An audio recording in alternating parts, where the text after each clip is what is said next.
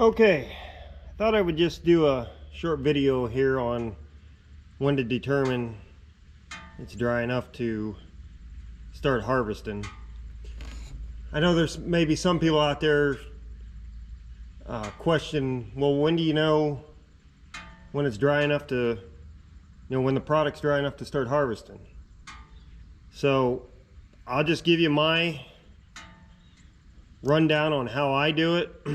Some people may do it a little bit different, but this is the way I do it to try to help determine whether it's close enough to try it or start or whatever the case may be. When it comes to soybeans, basically what I do is I go out and I pick some pods off the beans. Just walk out in the field randomly, just pulling some pods like these, and I break them open and pull the beans out. And basically what I do, I don't know what the right term is, but I just call it the taste test. I just pop one bean at a time in my mouth and I bite down on it, and basically if it pops in your mouth or splits in half, it's a pretty good chance it's dry. Now if you bite down and it's gummy, well, it could be a little bit on the wet side, and again, it determines how gummy is it. Was it pure gummy? If it was, there's a pretty good chance that's way too wet. If it's kind of borderline, then you got to make a decision. Usually in that situation, what I do is best case scenario is get out the combine and make a pass through the field, and then pull your sample out of your bin there and check it, and that's going to give you the best accuracy. Sometimes it's not bad and you say, okay, well, that ain't too bad, I think I could take that off. And other times you can test it and it's way high, so then unfortunately you put the combine away and you wait for a day or two or however long it is till it gets a little bit drier. That's basically how I do it. That's one of the fortunate things of owning your own machine. You can go out and try it when you want. When you're dealing with custom harvesters, a lot of times you're kind of at the mercy of them. Sometimes they'll work with you, and sometimes it's like, well, I'm here. They're either coming off or I'm not coming back. Now, with corn, it's a little bit different. What I do, and I think it's what most guys do, is I go out to the cornfield and I just randomly pick several ears, kind of like these here I got.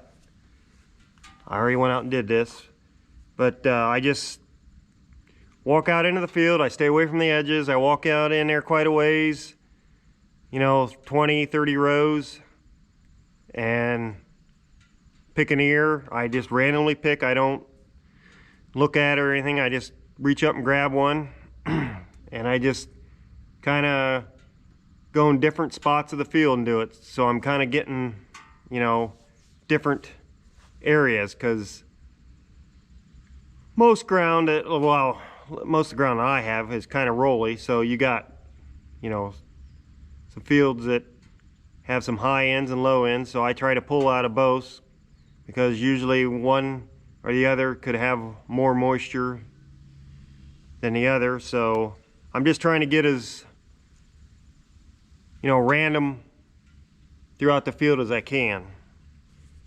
But once I grab my ears, I just kind of break them in half here, and I just shell them into this bucket by hand. And after I get them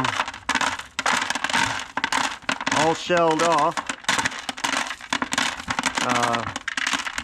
I just kind of mix it up, and I have my own hand tester, which it gets me an idea, but it's not dead accurate. I'll run it through that, which we'll do that here once I get these all shelled off. But it gives me an idea if it's close or not. And then normally what I do is I take a sample like this and I'll run it right to the grain elevator, because obviously their tester is the one that is going to be used anyhow. So I usually get a test from them, and then that tells me pretty much how close we are. Now, going back on what would consider dry on soybeans, you know, 13% is considered dry. So, you know, usually you're shooting for that 13%. Now, you could take it off at 14, maybe even 15, and all they usually do is just shrink it. You don't get usually docked or charged anything for drying. Now, some places do. But normally you try to get the beans down to 13 or under. And in most cases, that's usually not too hard. I mean, Mother Nature obviously plays a big part in it, but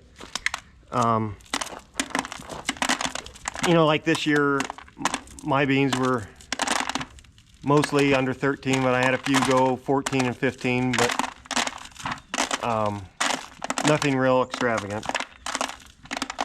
Now with corn, you know, they consider 15 dry, but you're never going to get corn down to 15 in the field. Well, you can, but you're going to let that stuff sit out there till probably March or April.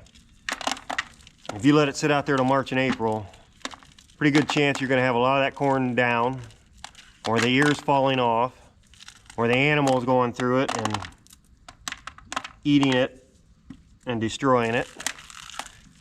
So most people have to come up with a happy in between. You're going to have to just take the corn off a little bit wetter.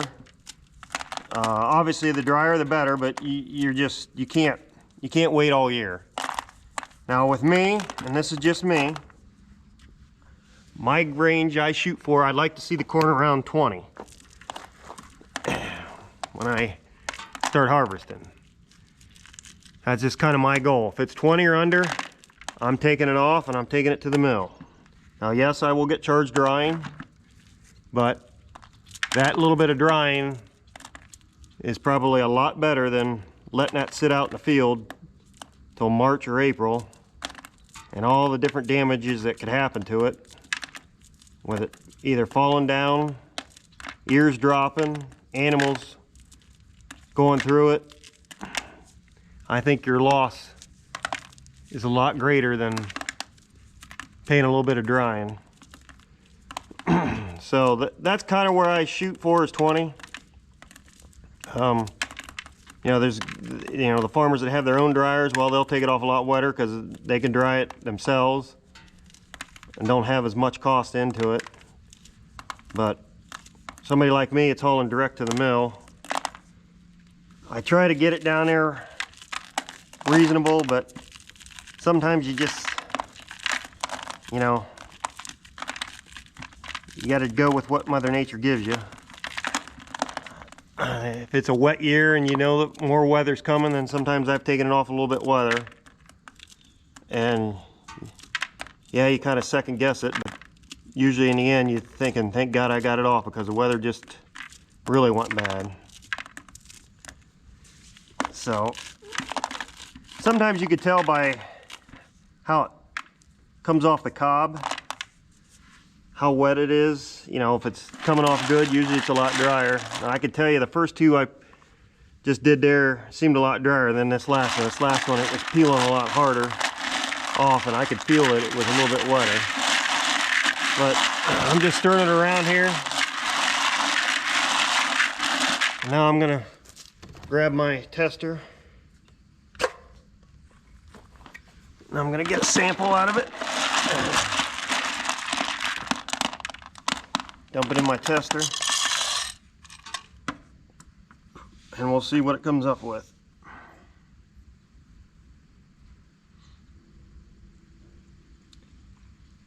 Well, that ain't good. That shows 29%. Man, I wouldn't think it was that wet.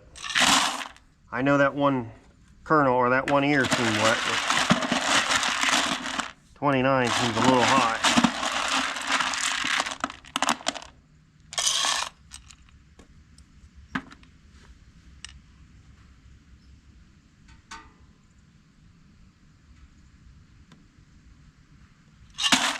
Still up there.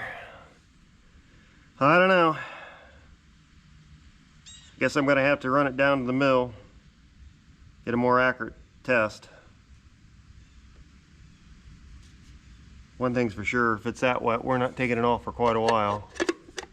The other thing is, no matter what it ends up testing, I usually add one more point on to it, because for whatever reason, whenever it goes through the combine, it's usually a point wetter, because I don't know if it just gets mixed in more with the combine. But anyways, that's just kind of a brief scenario on how I try to check the crops to see if they're dry enough. So I guess with that, we'll end this video.